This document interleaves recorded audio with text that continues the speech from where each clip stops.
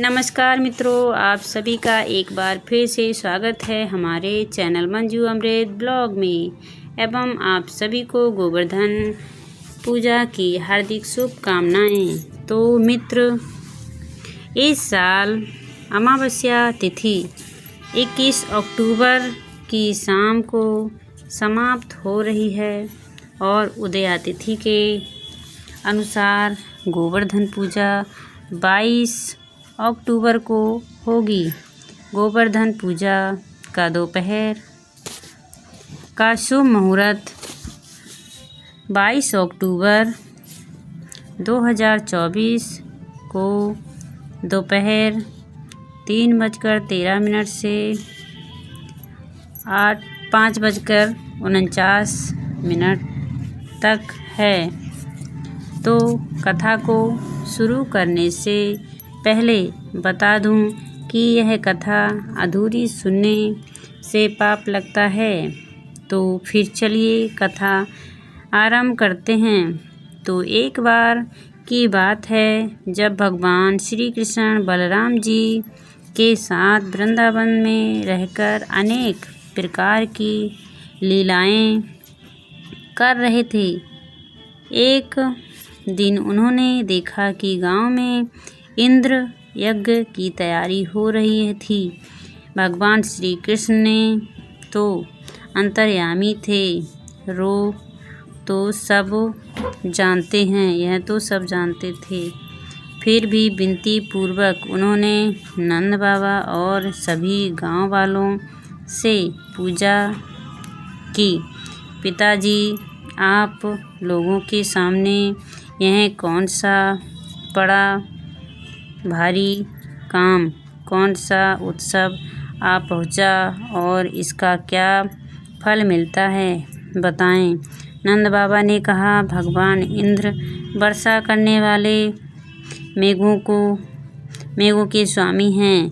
वे समस्त प्राणी को जीवन देने वाले भगवान हैं और विभिन्न प्रकार की सामग्रियों से हम उनका यह यज्ञ करते हैं और उन्हें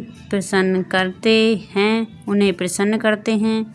तब श्री कृष्ण ने इंद्रदेव को क्रोधित करने के लिए कहा, पिताजी, कार्य ही पूजा है। मनुष्य को चाहिए कि पूर्व संस्कृत के अनुसार अपने वर्ण और आश्रय के अनुकूल धर्मों का पालन करते हुए कर्म का ही आदर करें।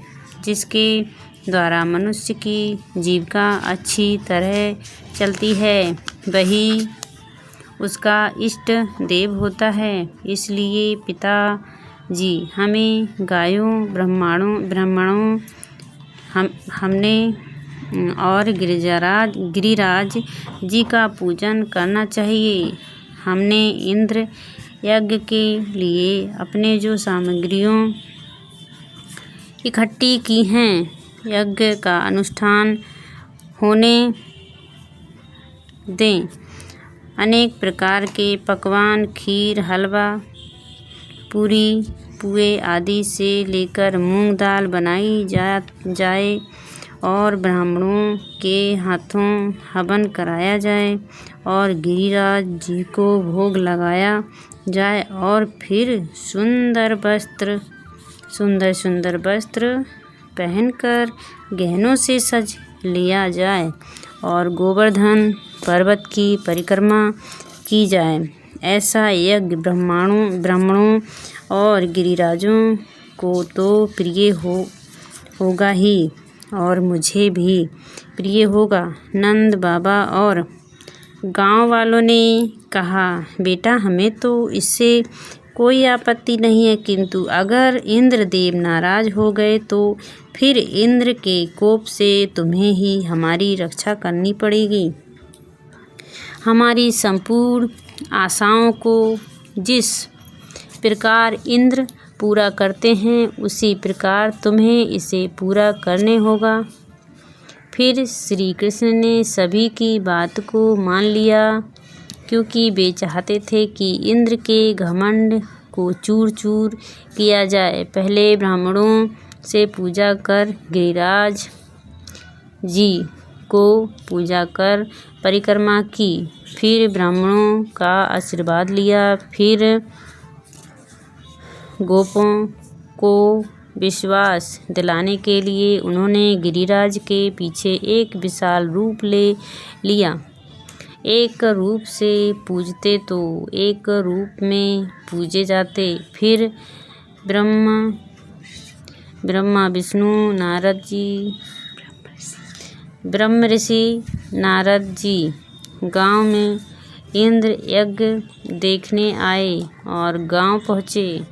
वहाँ उन्होंने यह सब देखा कि भगवान कृष्ण की आज्ञा से इंद्र यज्ञ न करके वे गिरिराज की पूजा करने गए हैं।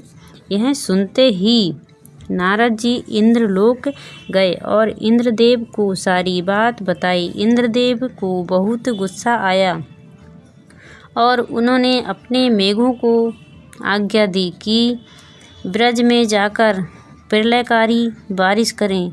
तब वे मेघ ब्रज में बारिश करने गए और ब्रज में ऐसी प्रलयकारी वर्षा देख के पूरा ब्रजमंडल घबरा गया और श्री कृष्ण के पास गए और कहा कि इंद्र हमारी नगरी को डुबोना चाहता है। फिर श्री कृष्ण ने कहा कि तुम लोग अपने गायों को लेकर गोवर्धन पर्वत पर चलो। फिर वे सभी गोवर्धन पर्वत पर गए और भगवान श्री कृष्ण ने अपने हाथ की सबसे छोटी उंगली से गोवर्धन पर्वत को उठाया और 7 दिन तक सभी ब्रजवासियों की रक्षा की। तभी से यह गोवर्धन पूजा की जाती है। तो मित्रों, यह कथा यहीं समाप्त होती है और ऐसी ही और कथाएं सुनने के लिए हमारे चैनल को सब्सक्राइब करके बेल आइकन ज़रूर दबाना ना भूलें। और यह कामना यह कथा आपको अगर पसंद आई हो तो इस वीडियो को लाइक करें और कमेंट ज़रूर करें। तो जय श्री कृष्णा ज़रूर लिखें हमारे कमेंट बॉक्स में। Radhe Radhe, happy Govardhan. Bye bye दोस्तों। आपको थोड़ी भी हमारी वीडियो पसंद आई तो लाइक शेयर करें। Thank you.